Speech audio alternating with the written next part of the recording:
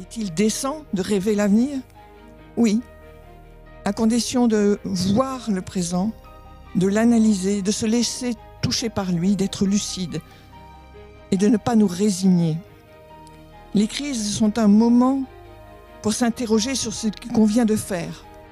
Doit-on retourner en arrière, vers le monde d'avant, ou retrouver le désir de construire un avenir plus fraternel, plus juste, plus paisible?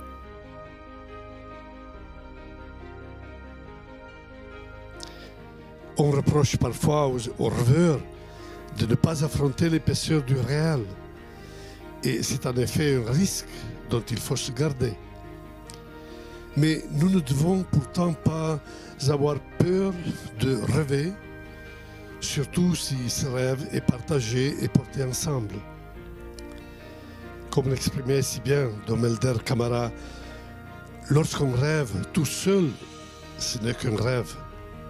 Mais l'on rêve à plusieurs, c'est le début d'une nouvelle réalité.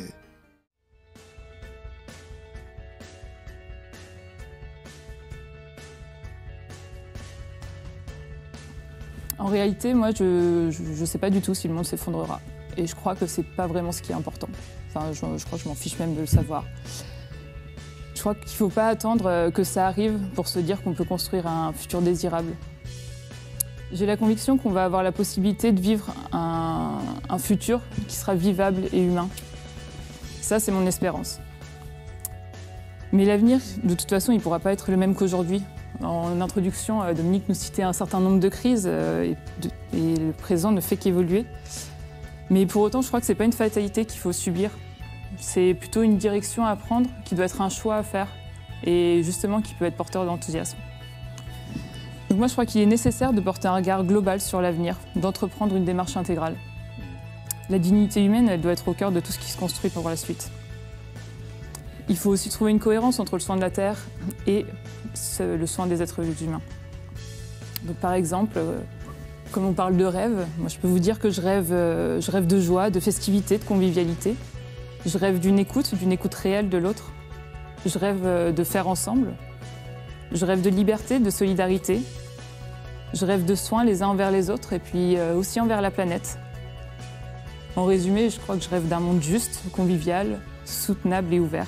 Vraiment penser l'idée d'une histoire qui ne serait pas celle de la volonté de puissance, mais qui serait celle véritablement d'une histoire où Dieu aurait sa force créatrice à l'œuvre. D'ailleurs, c'est, on pourrait dire, dans le droit fil de l'Évangile, puisque le Christ peut être vu comme une figure de renversement de l'histoire. Si le Christ, à un moment donné, est assassiné, c'est bien parce qu'il a un effet sur les pouvoirs établis de son temps. Il ne peut pas être ignoré. Les pouvoirs spirituels et politiques de son temps ne peuvent pas l'ignorer, tout simplement parce que ce qu'il est en train d'interroger par ses actes et par ses paroles, c'est le fondement même du social. Il est en train de dévoiler que le fondement du social, c'est la force, c'est l'injustice, et il propose un retournement à travers la notion de communion. Donc ce sentiment négatif du temps est là, mais justement, moi j'ai beaucoup insisté sur le fait que ça nous donne aussi des critères des progrès et que, en particulier les jeunes, justement, même si je pense que c'est une catégorie compliquée, il y a aussi beaucoup de jeunes qui sont séduits par des extrêmes et à qui il faut justement expliquer que ces extrêmes aggravent les maux au lieu de lutter contre eux. Mais les jeunes, disons, qui s'engagent aussi, en tout cas concrètement, contre des maux communs avérés, ont un sens très très précis des progrès. Ils savent très bien que pour lutter contre le réchauffement climatique, il faut définir des objectifs, comme dans les COP, où les jeunes sont très engagés. Ils savent très bien que les petits gestes comptent à condition que les États les relayent et que les grands acteurs du réchauffement climatique fassent aussi leurs gestes. Autrement dit, je pense qu'il faut les soutenir dans l'idée que c'est justement les dangers qui nous redonnent le sens du progrès. Alors peut-être le point à retenir, c'est que le climat avec lequel on va vivre par la suite, à l'avenir, il dépend des choix qu'on fait maintenant vis-à-vis des émissions de gaz à effet de serre à venir. après la COP26, on estime que si les promesses sont tenues, on est plutôt parti vers un réchauffement en fin de siècle de l'ordre de 1,8 à 2, quelque chose autour de 3 degrés aussi. Donc on a gagné quelques dixièmes de degrés. Et le message que je veux faire passer, c'est vraiment que chaque fraction de réchauffement évité compte. C'est-à-dire qu'il ne faut pas négliger ce début d'action. Peut-être d'abord un éclairage sur les questions géopolitiques du moment.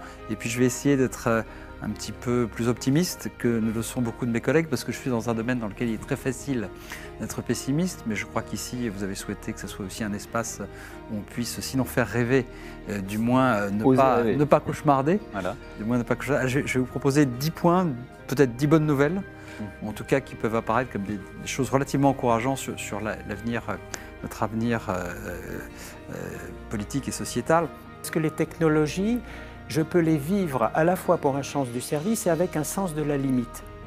Moi, je crois beaucoup à ça. Et c'est là l'une des grandes difficultés. C'est le sens de la limite. En plus, dans le numérique, il y a une forme de toute puissance. Hein. Plus le numérique, il y a une forme de toute puissance. C'est sans limite. Hein. Et justement, alors, dans l'écologie intégrale, chère au pape François, mais je dirais d'une manière générale, j'aime bien citer en grec, il y a 2 mots pour dire limite. Il y a un mot, les limites qui sont faites pour être dépassées, c'est là qu'on voit qu'on progresse. Et puis il y a un mot, quand on les dépasse, ces limites, ça déshumanise. Eh bien, je pense qu'on est dans l'utilisation du numérique, dans ce cadre-là. Et je trouve que ça, il y a une magnifique réflexion sur performance technologique versus sobriété heureuse, me paraît être de l'ordre d'un progrès.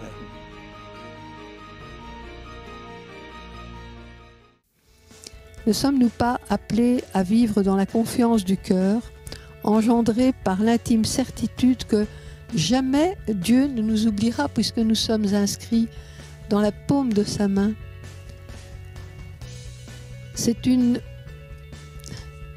Cette joie, c'est une joie active qui permet de tomber, de rater, de recommencer, de réussir, de traverser peurs et déserts, obscurité presque totale, pour espérer en l'inespéré. Avancer à la manière de l'homme qui marche de Giacometti. Nous pouvons être habités par un émerveillement sans fin, traduit par la louange, le chant qui monte en nous sous le souffle de l'Esprit Saint.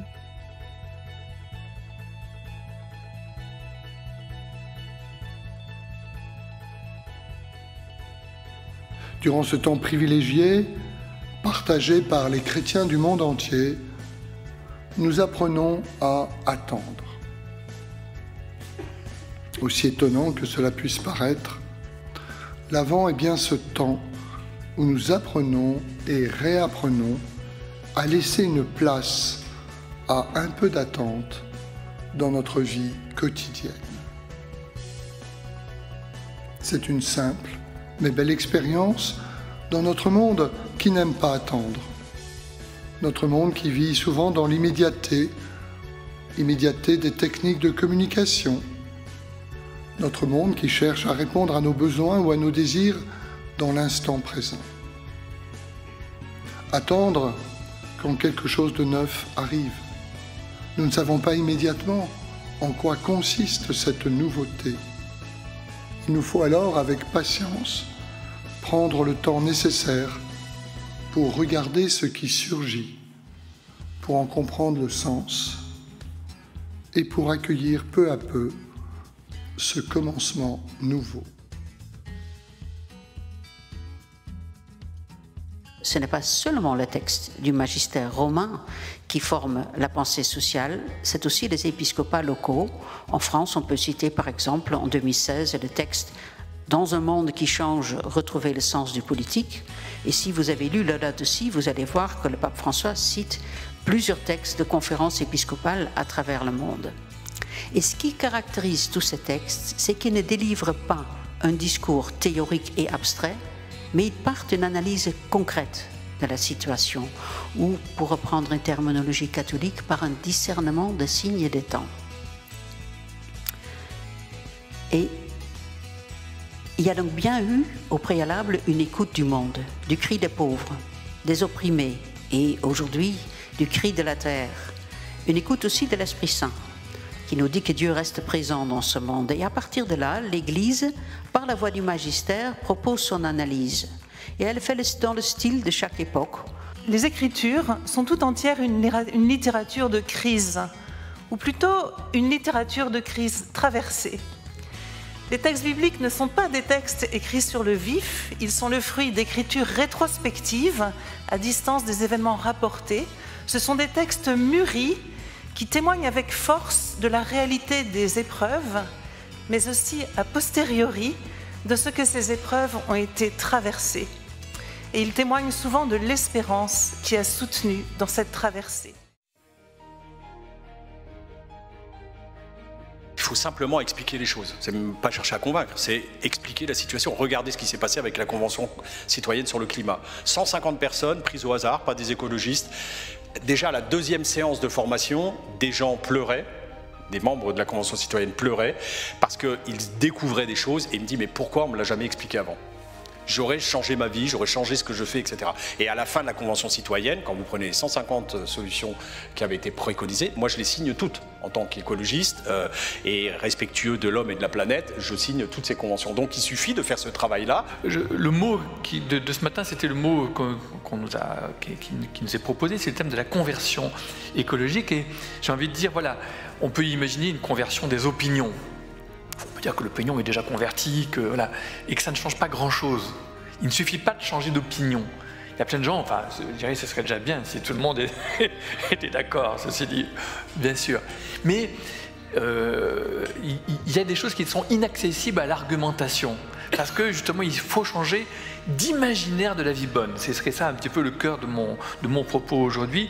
Et je dirais la contribution, il faut le dire aussi, de la parole spirituelle, de la parole religieuse, de la parole chrétienne, par rapport à cette conversion de l'imaginaire de la vie bonne. Ça, je dirais, ça c'est le cœur de mon propos. Et au-delà, il ne suffit pas de changer d'imaginaire, il faut aussi changer d'habitude. Et ça, c'est lourd. Changer d'habitude, on peut changer d'opinion facilement, mais changer d'habitude, c'est difficile, et c'est d'autant plus difficile que nos habitudes sont prises dans les habitudes collectives. Il faudrait changer tous ensemble d'habitude en même temps, il faut changer de ce que j'appelle de cohabitude. Voilà, en gros, je vous donne les perspectives qui sont, pour moi, celles des difficultés que nous rencontrons aujourd'hui.